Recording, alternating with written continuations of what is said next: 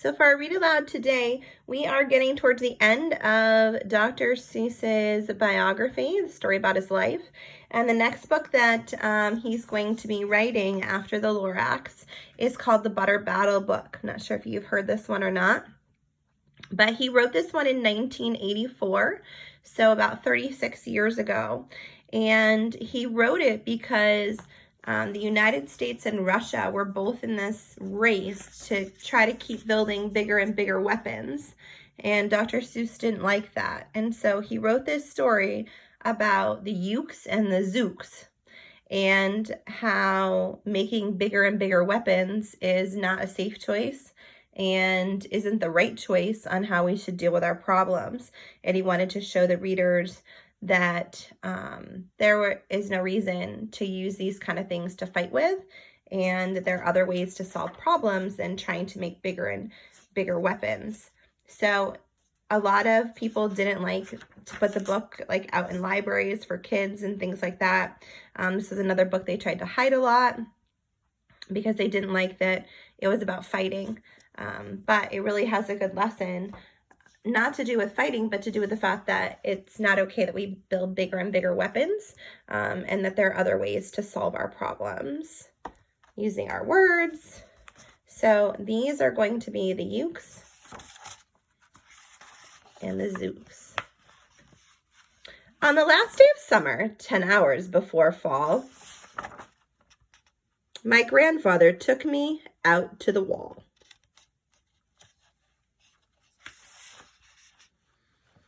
For a while, he stood silent, and finally he said, with a very sad shake of his very old head, "As you know, on this side of the wall, we are Ukes. On the far other side of the wall live the Zooks. And my grandfather said it's high time that you know of a terrible, horrible thing that the Zooks do. In every Zook house, in every Zook town, every Zook eats his butter with butter side down." This is Dr. Seuss's way of showing how silly it is to fight with other people. Because right now they're going to be fighting on whether you should eat your butter on the top of your toast or whether you should flip it over and have your butter side down. But we Ukes, as you know, when we breakfast or sup, spread our butter, said Grandpa, with the butter side up. That's the right, honest way, Grandpa gritted his teeth, so you can't trust a Zook who spreads butter underneath. Every Zook must be watched for his kinks in his soul. That's why as a youth I made watching my goal, watching Zooks for the Zook watching Border Patrol. In those days, of course, the wall wasn't so high, and I could look every Zook square in the eye. If he dared to come close, I could give him a twitch with my tough-tutted prickly snitch. Berry switch. For a while, that worked fine. All the Zooks stayed away, and our country was safe. Then one terrible day, a very rude Zook by the name of Van Etch snuck up, and he slingshotted my snitch. Berry switch.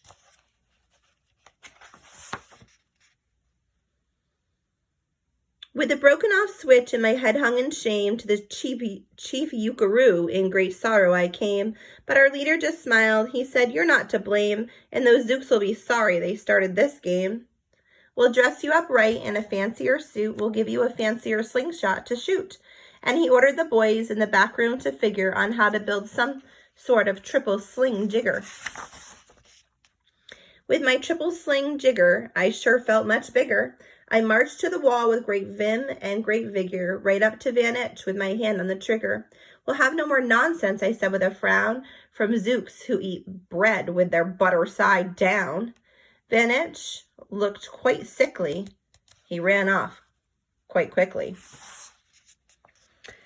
I'm unhappy to say he came back the next day in a spiffy new suit with a big new machine, and he snarled as he said, looking frightfully mean, "You may fling those hard rocks with your triple sling jigger, but I also now have my finger on the trigger."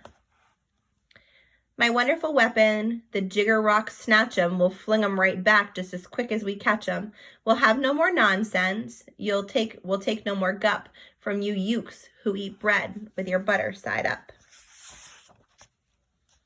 I have failed, sir, I sobbed as I made my report to the chief ukaroo in the headquarter fort.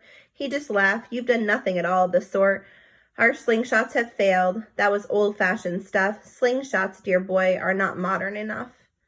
All we need is some newfangled kind of a gun. My boys in the back room have already begun to think up a walloping wing zinger one. My bright boys are thinking they're on the right track. They'll think one up quick and we'll send you right back. They thought up a great one, they certainly did. They thought up a gun called the Kickapoo Kid, which they loaded with powerful poo-a-doo powder and ant eggs and bees' legs and dried fried clam chowder. And they carefully trained a really smart dog named Daniel to serve as our country's first gun-toting spaniel. Then David, the Kickapoo Spaniel, and I marched back towards the wall with our heads held up high, while everyone cheered and their cheers filled the sky. Fight, fight for the butter side up, do or die. Well, we didn't do, and we didn't quite die, but we sure did get worsened, poor Daniel and I. Vanich was there too, and he said, the old pig, the boys in my back room invented this rig. Called the 8-nozzled elephant-totted Boom Blitz. It shoots high-explosive sour cherry stone pits, and will put your Kickapoo Kid on the fritz. Poor Daniel and I were scared out of our wits. Once more by Vanich, I bested and beat. Once again, I limped home from the wall in defeat. I dragged and I sagged, and my spirits were low as I thought they ever could go. When I heard a boom-ba and a diddly-dill, our butter-up band marched up over the hill. The chief ukaroo had sent them to meet me, along with the right side up song girls to greet me. They sang, "Oh, be faithful, believe in thy butter," and they lifted my spirits right out of the gutter. My boy, smiled the chief ukaroo, we've just voted and made you a general. You've been promoted. Your pretty new uniforms. Ready? Get in it. The big war is coming. You're going to begin it. And what's more, this time you will certainly win it. My boys in the back room have finally found how. Just wait till you see what they've puttered up now. In their great new machine, you'll fly over this wall and clobber those batter-down zooks, one and all. Those boys in the back room sure knew how to putter. They made me a thing called the utterly sputter. And I jumped aboard with my heart all aflutter and steered towards the land of the upside-down butter. This machine was so modern, so frightfully new, no one knew quite exactly just what it would do. But it had several facets that sprinkled blue goo, which somehow would sprinkle the zooks as I flew and gum up that upside-down butter they chew. I was racing pell-mell when I heard a voice yell, "If you sprinkle us zooks, you'll get sprinkled as well." Van Itch had a sputter exactly like mine, and he yelled, "My blue gooer is working just fine. And I'm here to say that if you ukes can goo zooks, you better forget it, 'cause zooks can goo ukes." I flew right back home, and as you may have guessed, I was downright despondent, disturbed, and depressed. And I saw just as soon as I stepped back on land, so were all the girls of the butter-up band. The chief drum, Marguerite, Miss Zuki and Sue said, "That was a pretty sour fright that you flew, and the chief ukaroo has been looking for you." I raced to the office. The place was a sight. "Have no fears," said the chief. "Everything is all right. My bright backroom boys have been brighter than bright. They've thought up a gadget that's newer than new. It's filled with mysterious moo-lacka-moo. It can blow all those zooks clear to Solomon's goo. They've invented the bitsy big boomaroo. You just have to run to the wall like a nice little man. Drop this bomb on the zooks just as fast as you can. I have ordered all ukes to stay safe underground while the bitsy big boomaroo is around." I raced for that wall with the bomb in my hand. I noticed that every uke in our land was obeying our chief ukaroo's grim command. They were all bravely marching with banners aflutter down a hole for their country and right side up butter. That's when my grandfather found me. He grabbed me, he said, "You should be down that hole, but you're up here instead. But perhaps this is all for the better somehow. You will see me make history, right here and right now." Grandpa leapt up that wall with a luppiest leap. He cleared his hoarse throat with a bubbleless beep. He screamed, "Here's the end of this terrible town of Zooks who eat bread with the butter side down."